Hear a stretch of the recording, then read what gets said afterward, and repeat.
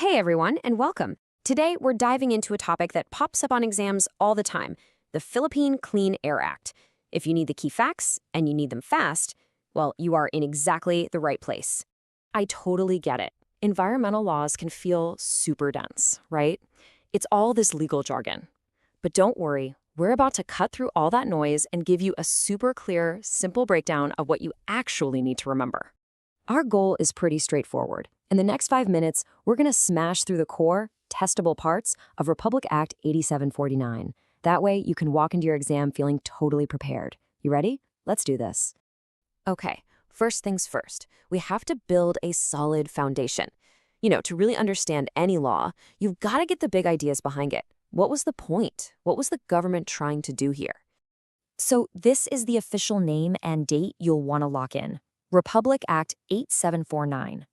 You'll also hear it called the Philippine Clean Air Act of 1999. Think of it as the country's landmark law, the big one, for controlling air pollution nationwide.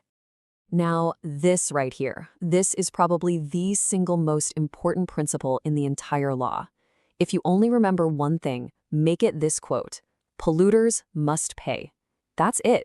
It's the core philosophy, the main idea that shapes every single rule in the act. So how exactly does the government put that polluters must pay idea into action? Well, through these 5 core policies. This is basically their game plan. Create one big national program, get everyone to kind of police themselves, focus on preventing pollution before it happens, teach the public about it, and of course, hold people accountable. All right, moving on to our next section.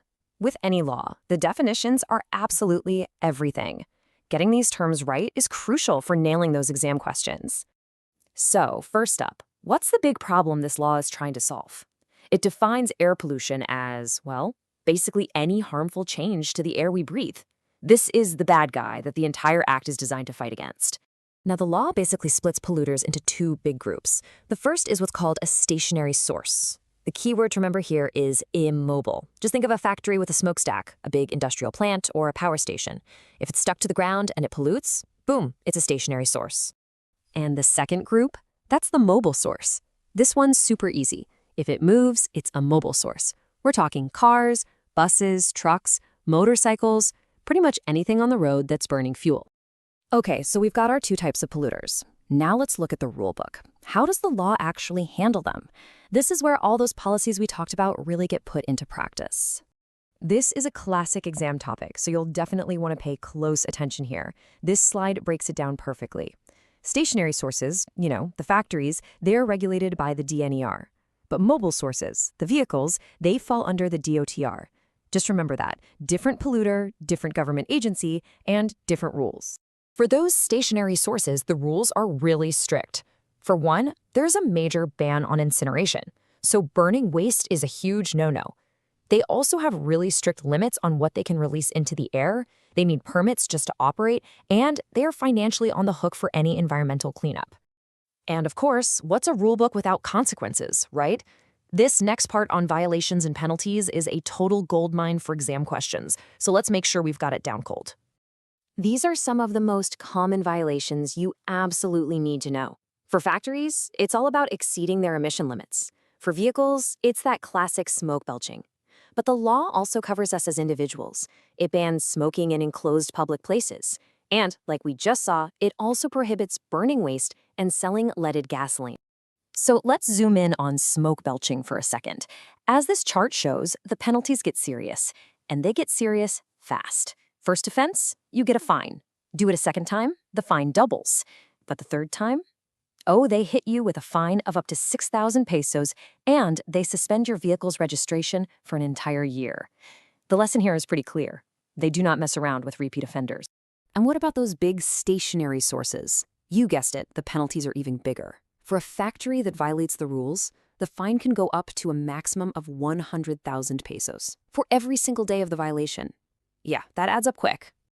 Okay, let's take a deep breath. We've covered a ton of ground. Now let's do a super quick rapid-fire review of the absolute must-knows for your exam. Here we go. Full title: RA 8749, the Philippine Clean Air Act of 1999. The core principle? Polluters must pay. Lead agencies? DNR for stationary, DOTR for mobile. Key categories? Stationary and mobile sources. The big no-nos? Incineration, public smoking, and smoke belching. And finally, remember that penalties get much worse for repeat offenses. You got it? Awesome. Okay, time for a quick quiz. Question number 1. The Clean Air Act is based on the core principle that A, development must be prioritized, B, polluters must pay, or C, air quality is a local issue. And the answer is B, polluters must pay. That's the core philosophy driving the whole law. Question 2. Which of the following is considered a stationary source of pollution? Is it A, a public utility bus, B, a geothermal power plant, or C, a private car? The correct answer is B, a geothermal power plant. Remember, stationary sources are immobile. They don't move. Buses and cars are definitely mobile. And our final question. What is the penalty for a third-time smoke belching offense? Is it A, a fine not exceeding 6,000 pesos, B, a 1-year suspension of the vehicle's registration, or C, both the fine and the suspension? And the answer is C. They hit you with both, the hefty fine and the 1-year suspension. It's a super serious consequence for repeat violators. And that is a wrap. Fantastic job. You just powered through the absolute essentials of the Clean Air Act. I promise you are way more prepared for your exam now. Hey, if you found this explainer helpful, please be sure to visit Something Spatial Hub on YouTube for more review materials. And do me a favor, share this with your friends and colleagues. Let's help our whole community grow. Good luck with your studies.